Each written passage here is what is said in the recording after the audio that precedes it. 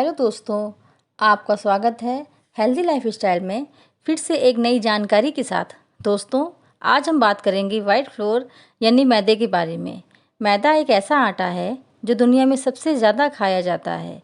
चाहे ब्रेड हो, नूडल्स हो या रोटी, हर देश में बनाए जाने वाले अधिकतर व्यंजनों में गेहूँ के आटे का ही इस्तेमाल होता है। आंकड़ों पर अगर आप नज़र डालेंगे तो आज मैदा खाने से होने वाली बीमारियों से पीड़ित होने वालों की संख्या डेंगू, मलेरिया और वायरल जैसी कई गंभीर बीमारियों से भी ज़्यादा बढ़ चुकी है। लेकिन ये साधारण सा दिखने वाला आटा हमारी सेहत के लिए इतना नुकसानदायक कैसे हो सकता है? दरअसल मैदा बनता है गेहूं से। गेहूं के दाने के नक्शे पर अगर नज़र डाली जाए तो इसके मुख्यतः 3 हिस्से होते हैं। सबसे ऊपरी सतह इसकी होती है जिसे कहते हैं चोकर, बीच वाला हिस्सा एंडोस्पर्म और निचला हिस्सा जर्म कहलाता है, जो कि अंकुरित होकर बाद में पौधा बनता है। गेहूं healthy fat, vitamin B, vitamin E, protein, fibre और कई तरह के मिनरल से भरपूर होता है। और ये सभी पोषक तत्व गेहूं के निचले हिस्से जर्म और ऊपरी हिस्से चोकर में मौजूद होते हैं। लेकिन जब यही गेहूं का दाना चक्की में पहुंचकर मैदे में कन्वर्ट होता है तो बारीक पिसाई की वजह से इसके सबसे महत्वपूर्ण हिस्से जर्म और चोकर पूरी तरह से नष्ट हो जाते हैं। बचता है तो सिर्फ बीच वाले हिस्से का एंडोस्पर्म का पाउडर, वो भी बेहद कम पोषक तत्वों के साथ। ऐसा इसलिए होता है कि गेहूं की पिसाई के दौरान आटा इतना गर्म हो जाता है कि इसके बचे हुए न्यूट्रिशंस भी नष्ट हो जाते हैं। इसकी तुलना में पुराने समय में हाथ से चलने वाली चक्की से निकलने वाला आटा कई गुना ज़्यादा सेहतमंद हुआ करता था। दो पत्थरों के बीच में जब अनाज धीरे धीरे बगैर गर्म हुए पिसता है तो इसको चोकर से लेकर दानों के सभी अंदरूनी हिस्से के न्यूट्रिशंस पूरी तरह से बरकरार रहते हैं। इस तरह से निकलने वाले आटे को ही होल व्हीट फ्लोर कहा जाता है। मॉडर्न मशीन में आटा टीन की रोलरों में 10 गुना तेज़ रफ्तार से पिस तो जाता है, लेकिन इसके सभी कीमती पोषक तत्व इसकी रिफाइनिंग प्रोसेस में नष्ट हो जाते हैं। बहुत ज़्यादा बारीक पिसा हुआ आटा हमारे पेट, दिल, दिमाग और आंतों की सेहत के लिए बेहद हानिकारक होता है। शरीर में चर्बी जमा होना, एसिडिटी, अल्सर, फैटी लीवर, खराब पाचन, शरीर में पोषक तत्वों की कमी और भूख कम लगना, शरीर से जुड़ी ये सभी समस्याएं चक्की के पिसे बारीक आटे की वजह से ही होती हैं। अब अगर देखा जाए तो अनाज का सही लाभ उठाने और सेहतमंद रोटी बनाने के लिए अपने घर में खुद से चक्की लगाकर आटा निकालना तो किसी के लिए भी संभव नहीं है। ऐसे में सवाल उठता है कि फिर आखिर क्या किया जाए।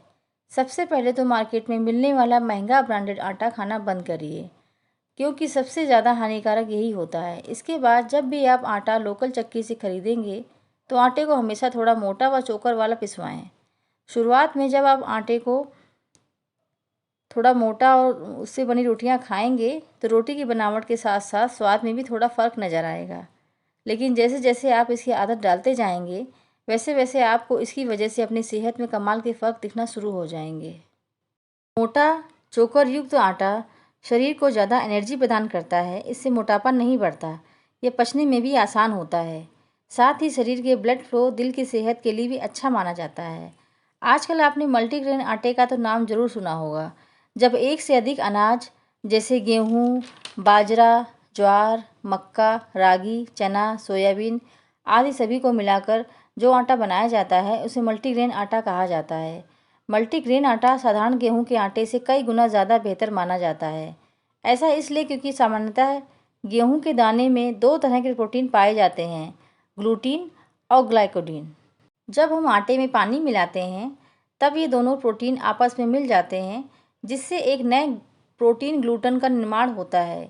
यह ग्लूटन हमारे इम्यून सिस्टम को आंतों की सेहत के लिए हानिकारक माना जाता है। हालांकि ऐसा ज़रूरी नहीं है कि हर व्यक्ति को ग्लूटन से प्रॉब्लम ही हो, लेकिन अक्सर लोगों को ग्लूटन की वजह से कुछ समस्या जैसे कि ब्लॉटिंग, कब्ज, पेट का ठीक से साफ ना होना, सर दर्द, थकान और लूज मोशंस हो सकते हैं। और साथ ही ग्लूटन हमारे शरीर में मोटापा भी काफ़ी तेज़ी से बढ़ाता है।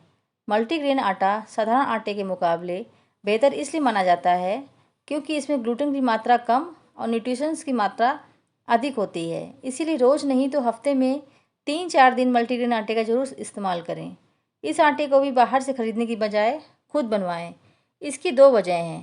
पहली वजह यह है कि पैकेट में मिलने वाले मल्टीग्रेन आटे में किन किन अनाज का वाकई में इस्तेमाल किया गया है ये हमें पता नहीं चल पाता। साथ ही ये आटा भी बहुत बारीक और बिना चोकर का होता है, जिसकी वजह से मल्टीग्रेन होने के बावजूद भी इसमें उतने पोषक तत्व नहीं होते जितने कि खुद से बनवाए हुए मल्टीग्रेन आटे में। दूसरी वजह यह है कि पैकेट में मिलने वाले मल्टीग्रेन आटे में सोयाबीन और चने का भी इस्तेमाल होता है, जो कि एक साधारण व्यक्ति के लिए तो फ़ायदेमंद है, लेकिन थायराइड और यूरिक एसिड के मरीजों को सोयाबीन और चने का आटा नहीं खाना चाहिए।